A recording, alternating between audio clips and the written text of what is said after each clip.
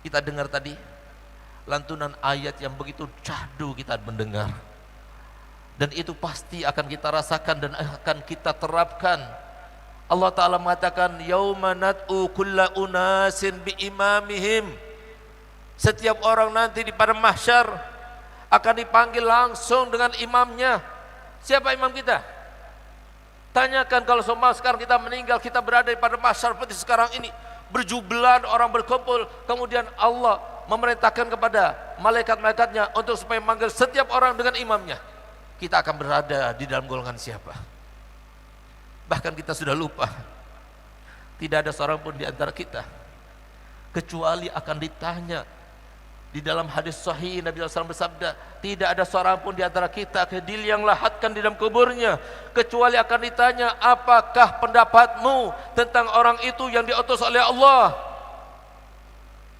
Sehingga kalau kita tidak ada hubungan dengan Nabi Muhammad, nggak pernah ada perjuangan untuk Nabi Muhammad, nggak ada dalam pikiran kita bagaimana cara menyenangkan Nabi Muhammad, membahagiakan Nabi Muhammad, padahal kita diberikan jabatan, diberikan harta benda, diberikan pengaruh dan sebagainya. Kenapa tidak digunakan untuk menyenangkan Nabi Muhammad? Padahal kalau seumpama semua berada dalam pengaruh Nabi Muhammad, semuanya nikmat, semuanya bahagia.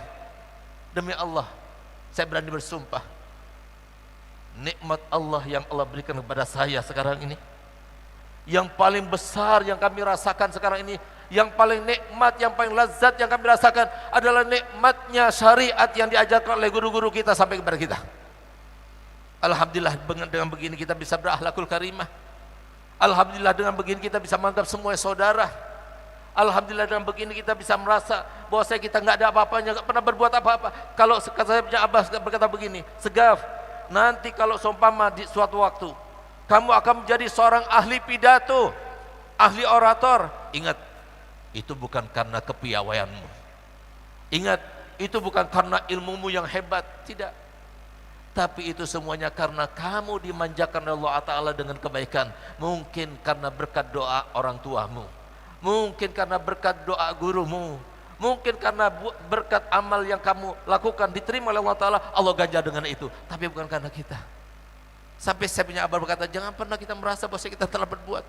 Yang berbuat adalah Allah, kita cuma sasaran. Oleh karenanya kenapa Sayyidina Abu Bakar Siddiq radhiyallahu anhu, beliau salah satu sahabat yang kalau semua kita katakan, semua sahabat misalnya kita tidak akui bahwasanya dia adalah sahabat Nabi, kita sampai ke derajat fasik. Tapi kalau Sayyidina Abu Bakar sampai kita tidak mengakuinya, maka kita kafir karenanya. Kenapa? Karena sahabat satu-satunya yang disebutkan di dalam Al-Quran adalah sahabat Sayyidina Abu Bakar Siddiq. Idz qala li sahibihi la tahzan. Sayyidina Abu Bakar Siddiq yang disebutkan dalam Al-Quran, dijamin masuk surga oleh Nabi SAW di dalam berbagai beberapa macam hadis, bukan cuma satu hadis saja.